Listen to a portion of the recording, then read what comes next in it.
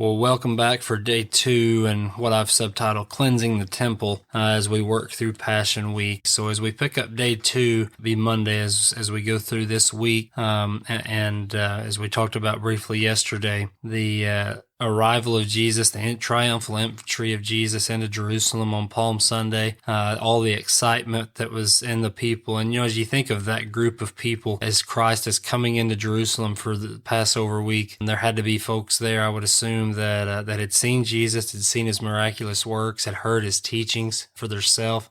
Others that had only heard about him and about his miraculous works and about his teachings. And so the excitement from both sets of those people had to be as high as it could be. On the opposite side, as we looked at yesterday, and we'll look at each day today, the religious leaders and the Pharisees and the Sadducees that were the opposite and had been looking for a way to do away with Jesus all along, didn't believe in him, didn't believe in his teachings, didn't believe in his ways, and kind of felt of him as a nuisance. As we'll go through this week, you can look at it from that angle as well. So before we jump into the text, as I said yesterday, we'll look today in Mark, but I want to give you all 4 of the gospel accounts of where day 2 would be recorded. So in Matthew 21, verses 12 through 22, Mark 11, verses 12 through 19, which is where we'll read specifically today. If you've got your Bible, I want to go ahead and open to there. Luke 19, verses 45 through 48. And then again, John being written just a shade differently from a chronological standpoint and how it falls together versus the other 3. John 12, you can certainly, and as we'll talk about at the end of this episode, grab some more detail maybe of today and how it falls in there from John and what he writes in John chapter 12. So we left off and just finished up there with Mark 11:11 at the close of yesterday's episode with Jesus and his disciples, as they do in the evenings, going out of Jerusalem out to Bethany for the night. So we'll pick back up again in Mark 11, verse 12, as they're coming back into town, into Jerusalem from Bethany. So in Mark 11, verse 12, it says, "On the next day, when they had left Bethany, he became hungry. Seeing at a distance a fig tree in leaf, he went to see if perhaps he would find anything on it. And when he came to it, he found nothing but leaves, for it was not the season for figs." So he sees a fig tree, he's hungry, he goes to it.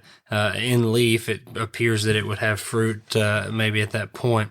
He comes up to it to find no fruit, though it looked like and appeared that it should have fruit. And he said to it in verse 14, "May no one ever eat fruit from you again." And his disciples were listening. Now we could take that and go with it a bit, but I want to keep going in verse 15. For today. And so in verse 15, he says, "Then they came to Jerusalem, and he entered the temple and began to drive out those who were buying and selling in the temple, and overturned the tables of the money changers and the seats of those who were selling doves, and he would not permit anyone to carry merchandise through the temple." So he shows up to the temple to see what you can envision and imagine simply from the text of that there was all kinds of money trading, buying and selling, things that were going on for profit and for gain that weren't necessarily directed towards God. And I'm sure there were plenty of people taking advantage of that situation and what they were selling and selling it for a higher price and some that were buying it maybe for the tradition's sake, etc.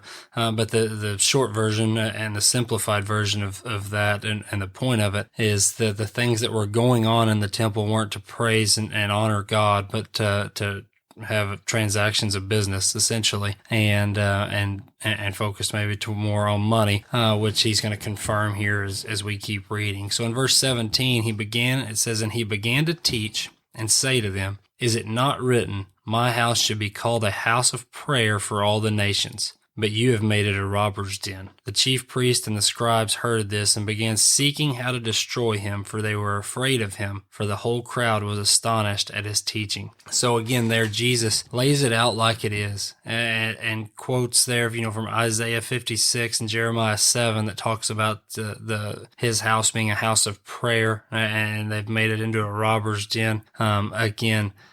Driving out, turning tables, upset, but not upset to a sinful, we can think about being mad and us getting upset and coming into things. I'd say Jesus was very direct and very serious and obviously not to be unlikened, but in a righteous anger.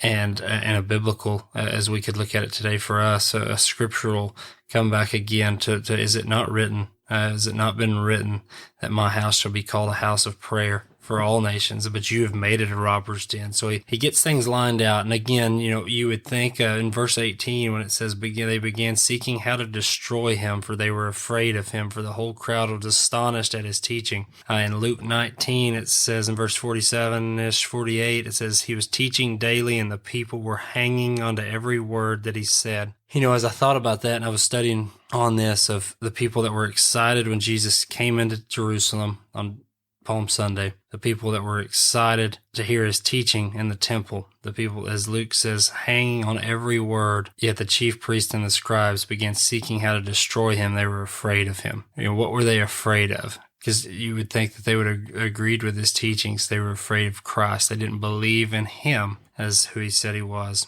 It says also in John 12 that the Greeks were asking Philip to find Jesus. They wanted to see him. They wanted to talk to him. And if you'll go to John 12, you can see how some further teachings that he foretells again his death, and some more there in John 12 that we won't go into today, but I encourage you to certainly read it. So many people were excited to see Christ, to hear Christ, to be around Christ, to be around Jesus this time. He's foretelling his death. He's cleaning out the temple and getting things in order.